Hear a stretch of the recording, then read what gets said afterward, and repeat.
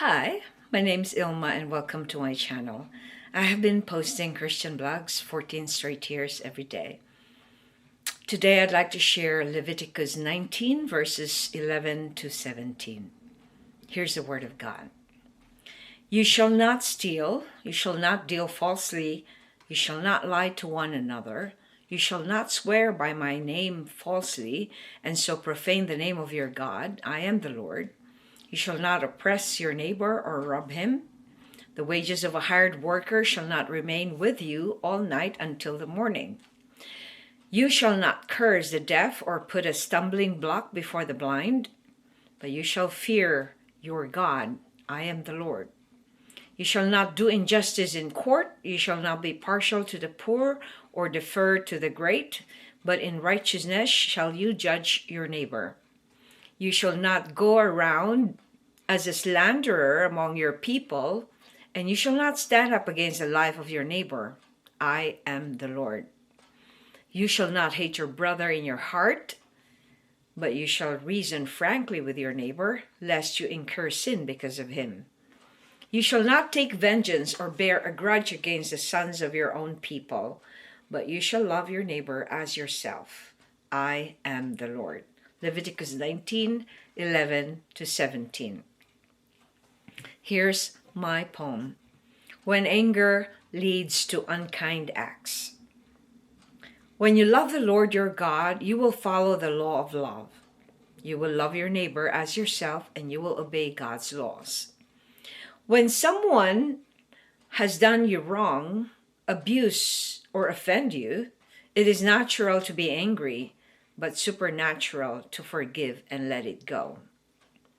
When we hold on to anger, it can lead to many unkind acts. It can make you bear falsely against others and continue to lie. It can also make you oppress others or steal something that isn't yours.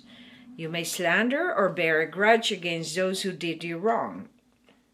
Worst of all, you can avenge yourself and take revenge against them. You may even plot to kill them or continue to hold on to resentment. Here's my commentary.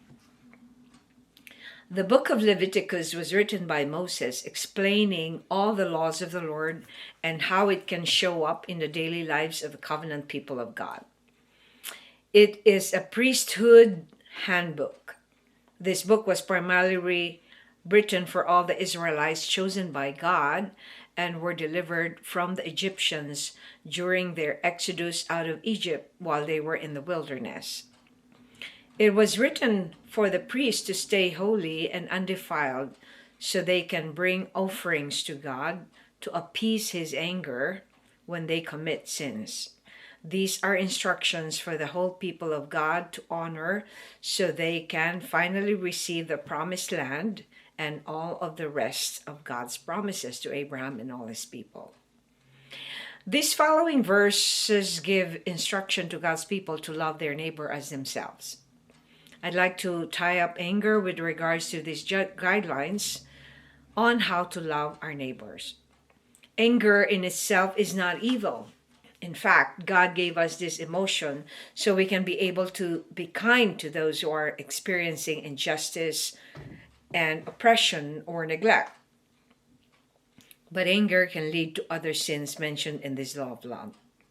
When we are angry for no reason at all, we are focused on the self. It doesn't include our neighbor.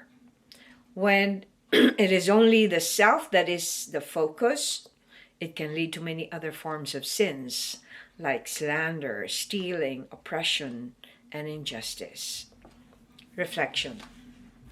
Excuse me.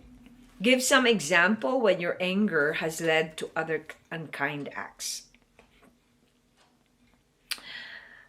When sometimes we can have a passive anger that we don't want to show.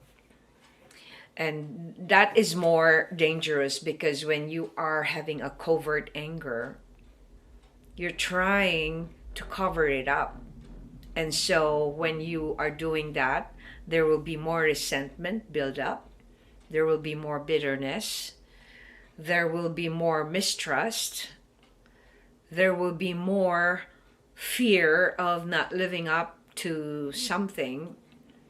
So, but the explosive anger also leads to other unkind things, like you can be violent and you can hurt someone, and it can lead, when you hurt someone, it can lead to death. But in my case, I have murdered my husband's character when I get so angry, when I get triggered, because it is that part of that traumatized part of me that wants to get back at him, because it brings me back to my old traumas. So it leads me to defame him or to slander him by saying things that are actually thought by that little traumatized child, instead of me having self-control. So I lose control, I get dysregulated, and then I hurt people when I do that. It also leads to, when I have an outrageous anger, it also leads for others to be afraid of me. And when they're afraid of me, it's like I'm trying to have control over what I don't have control over. So it's important for us to recognize our anger. Is it a righteous anger? Is it an anger that has to do with helping those who are oppressed or giving injustice? Or is it just because